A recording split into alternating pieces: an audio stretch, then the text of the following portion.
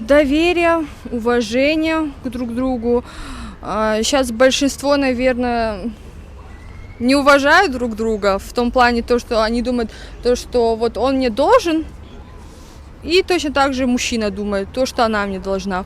Вот. Самое главное — уважение, доверие, чтобы любили друг друга, уважали. Доверие, внимание, потому что самое главное, наверное, разговор между друг другом, потому что без разговора, без доверия и взаимопонимания, скорее всего, сложно построить отношения между мужчиной и женщиной, как по мне. Взаимопонимание, конечно. Надо друг другу уступать. Если уступать не будешь, может быть и разводы по мелочи. Старших надо уважать, как-то, придерживаться к своим обычаям. Понимание и поддержка. Я думаю, что если эти критерии будут присутствовать, будет у вас и все как бы. И самое главное — понимать друг друга и поддерживать любые идеи, действия и слова друг друга. Благие самое главное. Да, идти друг другу навстречу обязательно. Без этого никак. Взаимоотношения всегда строятся на взаимопонимании.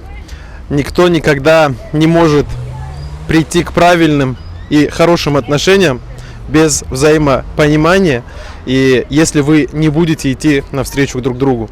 Игра в одни ворота никогда не приветствуется.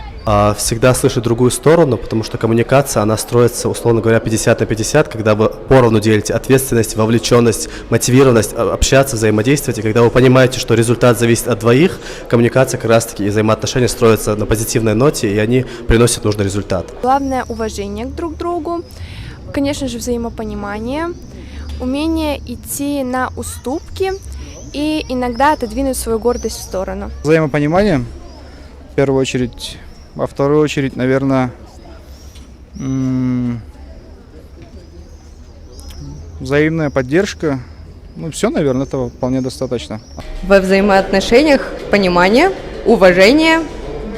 Мне кажется, это главная составляющая отношений. Уважение друг к другу, умение слышать и при ссорах разбираться, садиться разговаривать.